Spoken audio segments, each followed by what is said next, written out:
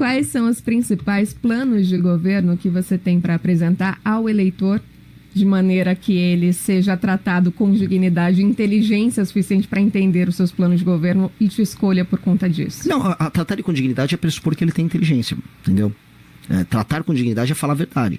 Eu jogar a mentira é justamente não tratar ele com dignidade. Então, eu trato ele de maneira digna quando eu digo o seguinte: olha, você precisa mudar isso, isso e aquilo, e eu vou mudar isso e aquilo, e nós vamos fazer isso juntos.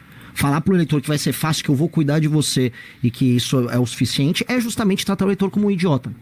Voltando, parafraseando e irritando o ouvinte, como um retardado. Não vou fazer isso. As propostas nossas, eu vou pegar alguns 3 eixos estruturantes do Brasil. Tá? Um eixo estruturante do Brasil é a questão da segurança pública. O Brasil é um dos países mais inseguros do mundo e ele está passando por um processo de transformação ele próprio em um narco-estado. Ou seja, há uma infiltração, eu chamo de infiltração horizontal, que é a tomada das nossas cidades, a infiltração no mapa, especialmente pelo Comando Vermelho, em alguns lugares pelo TCP, o PCC menos, mas também, e a infiltração que eu chamo de vertical, que é a infiltração institucional, seja nos espaços de poder público, seja privado. Isso quem toca é o PCC. Isso precisa ser destruído já. Como? Com 2 maneiras. Você precisa alterar a nossa legislação, o Código de Processo Penal e o Código Penal. Temos que aumentar as penas e acabar com, acabar e praticamente, não acabar totalmente, mas levar quase ao fim institutos como saidinha e progressão penal. A progressão penal é uma doença e ainda confere um espaço de subjetividade ao juiz que permite que, esse cara que cometeu tantos crimes, solta ele. A saidinha não faz parte da ressocialização? A gente não tem prisão perpétua no Brasil. Em algum momento esse preso vai sair. Não. Isso é a duração da pena. A saidinha é basicamente você conferir uma saída especial para ele por alguma razão específica, que eu acho que tem que acabar. O cara tem que cumprir a pena dele. Não existe prisão perpétua, mas a saidinha não é a resposta à prisão perpétua. A pena é a resposta para não haver prisão perpétua. Ela tem um período limitado de duração. O que nós temos que fazer, isso aqui, é aumentar as penas muito, acabar com esses institutos que fazem com que a pessoa nunca cumpra a pena que já é baixa no Brasil, aumentar a efetividade da atuação da polícia, mudar o inquérito, ter carreira única para a polícia, e aí no enfrentamento ao crime organizado, no primeiro dia do governo nosso, aí sim, tomar uma medida, eu estou falando em colocar o Brasil em estado de defesa, circunscrito às regiões tomadas pelo crime organizado, e aí você colocar as polícias, junto com as Forças Armadas, junto com o aparato investigativo, que inclui a Polícia Federal, o COAF, que tem que ser reforçado novamente, o COAF foi completamente sucateado e combatido, e aí você pegar todo mundo, você fazer a reocupação territorial de favelas e cidades que hoje estão no mundo Comando Vermelho. Em uma das falas que o senhor trouxe essa questão do estado de defesa, o senhor diz que tem que prender ou matar todas as lideranças do crime organizado. Essa é a sua visão? É a minha visão, é óbvio. Porque eu vou fazer o quê? Existe uma terceira alternativa para uma liderança do tráfico? Se alguém souber, me apresente. É prender ou matar. É isso. Imagina um líder, imagina a seguinte coisa: um líder de uma cidade como Santa Quitéria, no Ceará, que matou, eu quero do Comando Vermelho, ele matou eleitores que votavam no prefeito que não era ligado a ele. O que eu vou oferecer para ele? Não, esse aqui eu vou ressocializar ele. Ele matou eleitor, ele foi contratado, ele saiu do Rio com uma turma, foi para Santa Quitéria, no Ceará, matar eleitor. Esse cara tem que ficar preso por muito tempo, de preferência para da vida, e se ele quiser resistir a isso, aí temos que eliminá-lo, né? Fora da questão da segurança, quais são os outros Eu gostaria que o senhor falasse da reforma do Brasil. O Brasil precisa de uma reforma, o senhor cita a reforma fiscal, inclusive. Como consertar o Brasil? Essa seria o segundo eixo estruturante que eu comentei. O Brasil, ele está com uma trajetória de dívida ascendente e estourando.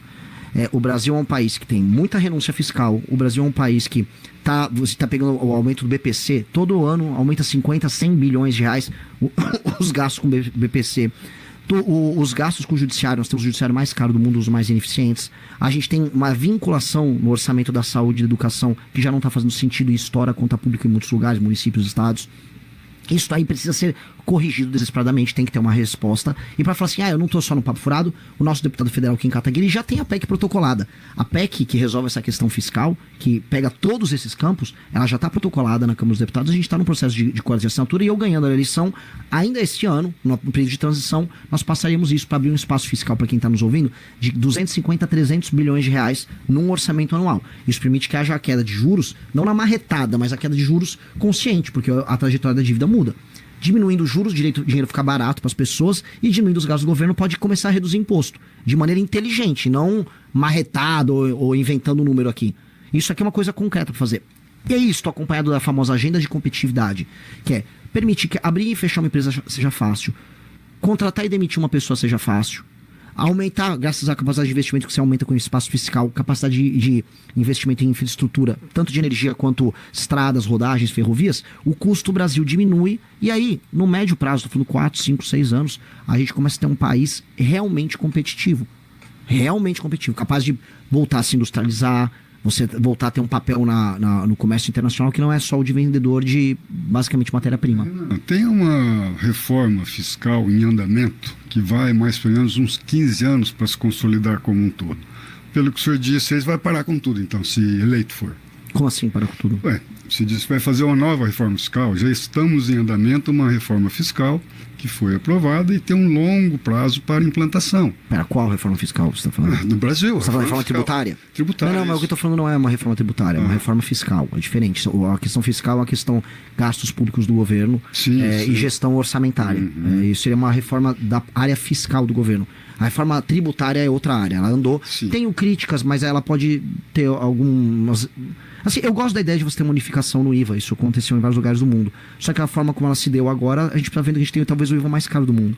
E a gente consegue resolver a alíquota do que será o IVA no Brasil se você reduzir a questão fiscal de gasto do governo, que aí o impacto orçamentário é menor e você consegue diminuir os impostos. É isso. Eu só não vou fazer isso de maneira descasada. Está assim, encerrando, já estamos nos encaminhando para o encerramento, mas como estamos falando de plano de governo, eu gostaria que o senhor sintetizasse, se possível, porque falamos sobre segurança, falamos de certa forma fiscal, sobre economia. Uma reforma que engloba a economia, mas a economia tem outros vieses também que precisam ser considerados, e a gente tem outros pontos principais quando a gente fala em campanha, que é o que a gente espera de um candidato que venha à solução.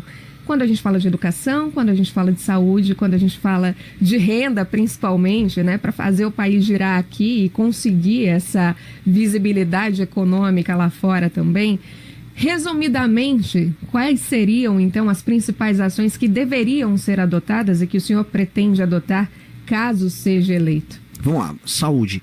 Prontuário único na saúde, desesperadamente, para você criar uma base de dados comum, para você possa atender as pessoas e ter previsibilidade, inclusive na ação de precaver certas doenças que a pessoa vai desenvolver ao longo da vida. O uso de machine learning, inteligência artificial, para você conseguir juntar esses dados do prontuário único, e o uso de agentes de saúde, ou seja, contratar mais agentes de saúde para você não só coletar esses dados, mas ter uma medida clara e direta com o cidadão na ponta para que ele possa receber um tratamento também preventivo. Acho que o preventivo faz com que você salve muito dinheiro e aí possa investir em outras áreas. Uma das áreas que a gente precisa investir é telemedicina, telecirurgias, porque você não, o aluno formado numa faculdade de medicina aqui pode atender à distância, por exemplo, uma pessoa na Amapá. Ele não tem aquele problema de conseguir mandar o médico para lá e para cá, que é um problema grave que a gente tem no Brasil, tá? Incentivo aí na parte também de evitar o surgimento de doenças.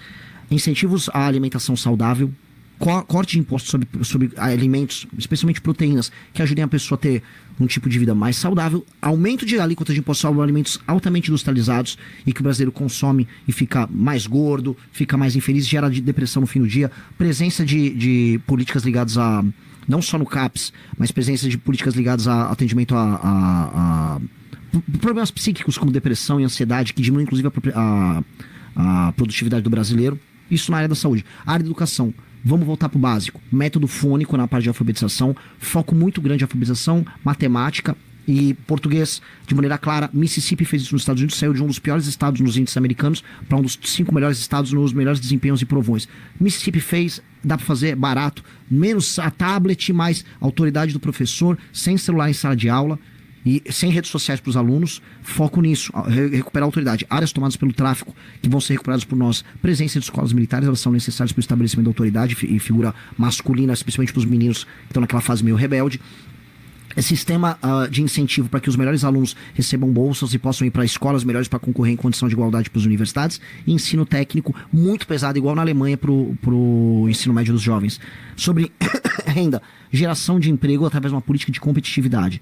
Claro, como eu falei antes, se você aumentar a capacidade de infraestrutura e diminui os gastos estúpidos do governo, você consegue diminuir os juros, dinheiro fica barato, custo do Brasil fica mais barato, você consegue ter empresas que vão surgir espontaneamente, como acontece aqui no Paraná.